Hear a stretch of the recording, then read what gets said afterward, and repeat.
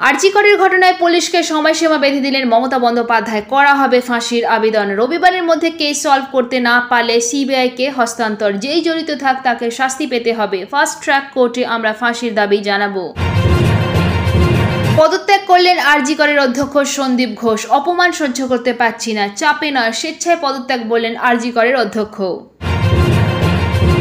আরজিকরে চলছে কর্মবিরতি। জরুরি বিভাগের পরিষেবাতেও প্রভাব। কলকাতা অন্যান্য মেডিকেল কলেজে জরুরি বিভাগের পরিষেবায় প্রভাব পড়ার আশঙ্কা। স্বাস্থ্য ভবনের তরফে পরিস্থিতি নজর রাখার জন্য বিশেষ টিম গঠন করা হয়েছে। আরজিকর মেডিকেল হাসপাতালে জুনিয়র চিকিৎসকদের কর্মবিরতির প্রভাব জরুরি বিভাগেও পড়ার আশঙ্কা। রাজ্যে বাড়ছে আত্মহত্যার প্রবণতা আর তার প্রতিরোধে রাজ্যের স্বাস্থ্য পরিবার কল্যাণ দপ্তরকে অবিলম্বে পদক্ষেপের নির্দেশ দিয়েছে কলকাতা হাইকোর্ট। সম্প্রতি এ নিয়ে দায়ের হওয়া জনস্বার্থ মামলায় আগামী 6 সপ্তাহের মধ্যে মামলাকারীর বক্তব্য শুনে পদক্ষেপ নির্দেশ দিয়েছে হাইকোর্টের প্রধান বিচারপতি ডিভিশন বেঞ্চ। বন্যা রুখতে বিশেষ নির্দেশ সেচ দপ্তরের। টানা বৃষ্টি ও ডিভিসি ছাড়া জলে সপ্তাহখানেক আগেই বন্যা পরিস্থিতি তৈরি হয়েছিল দক্ষিণবঙ্গে। এইবারে বর্ষার মৌসুম কিন্তু এখনো শেষ হয়নি। রাজ্যে ফের বন্যা পরিস্থিতি মোকাবিলায় বিভিন্ন জেলার মজে যাওয়া খাল ও ছোট নদীগুলির পলি সংস্কারের দ্রুত কার্যকরের কথা বিবেচনা করছে রাজ্যের সেচ দপ্তর। এ নিয়ে জেলা শাসকদের চিঠি দিয়েছে রাজ্যের সেচ সচিব। নিরাপত্তা ব্যবস্থায় বড়সড় পদক্ষেপের উদ্যোগ রেলের। চলতি বছর অক্টোবর থেকেই দেশের সবকটি রেলওয়ে জোন মিলিয়ে অন্তত 10,000 ইএমইউর local research designs and standards organisation অনুমোদিত অ্যান্টি কলিশন ডিভাইস অর্থাৎ কবচ প্রতিরক্ষা ব্যবস্থা বসানোর উদ্যোগ শুরু হবে বলেই রেল সূত্রের খবর।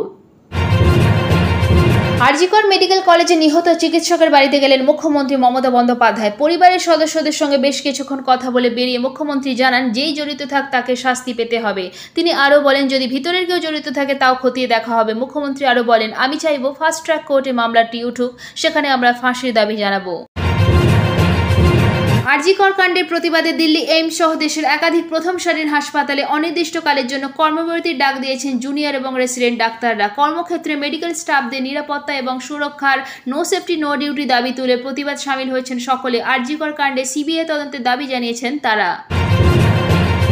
মহাদেবের মাথায় জল ঢালতে গিয়ে বিপত্তি। বিহারে মন্দিরে পদপিষ্ট হয়ে মৃত 7 জনের। বিহারের বাবা সিদ্ধেশ্বরনাথ মন্দিরে মাত্রাতিরিক্ত ভিড়ে পদপিষ্ট হয়ে মৃত্যু হয়েছে 7 জনের, আহত আরও 9 জন।